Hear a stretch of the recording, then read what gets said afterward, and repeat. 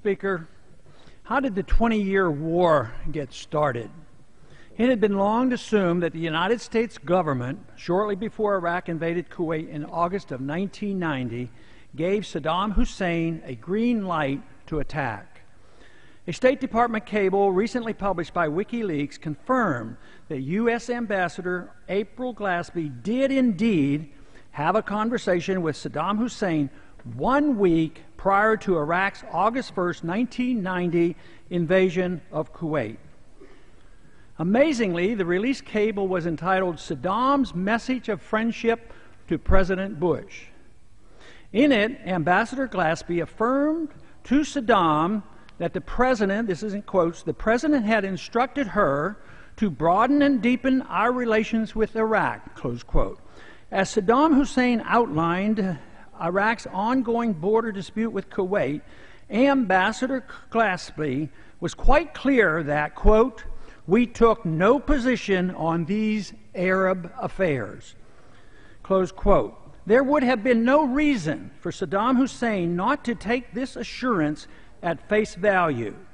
The U.S. was quite supportive of his invasion and war of aggression against Iran in the 1980s.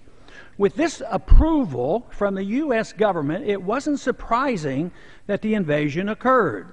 The shock and surprise was how quickly the tables were turned and our friend, Saddam Hussein, all of a sudden became Hitler personified.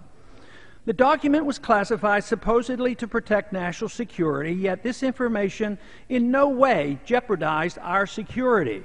Instead, it served to keep the truth from the American people about an event leading up to our initial military involvement in Iraq and the region that continues to today.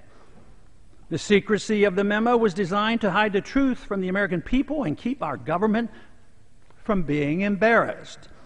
This was the initial event that had led to so much death and destruction, not to mention the financial cost these past 20 years.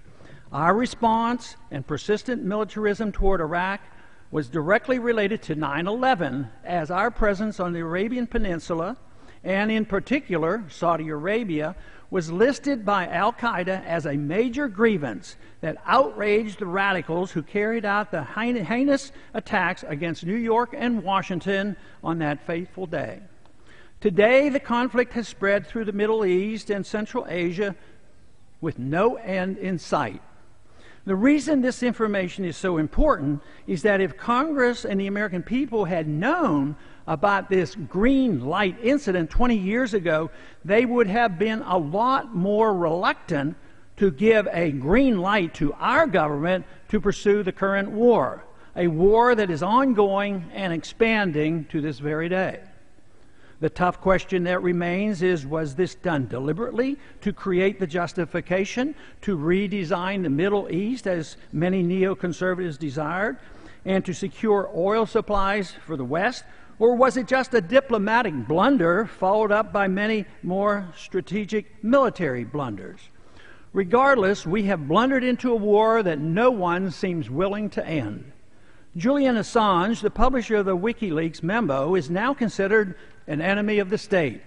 Politicians are calling for drastic punishment and even assassination, and sadly, the majority of the American people seem to support such moves. But why should we so fear the truth? Why should our government's lies and mistakes be hidden from the American people in the name of patriotism? Once it becomes acceptable to equate truth with treason, we can no longer call ourselves a free society. And I yield back the balance of my time. Gentleman's time has expired. Gentleman from Texas, Mr. Green.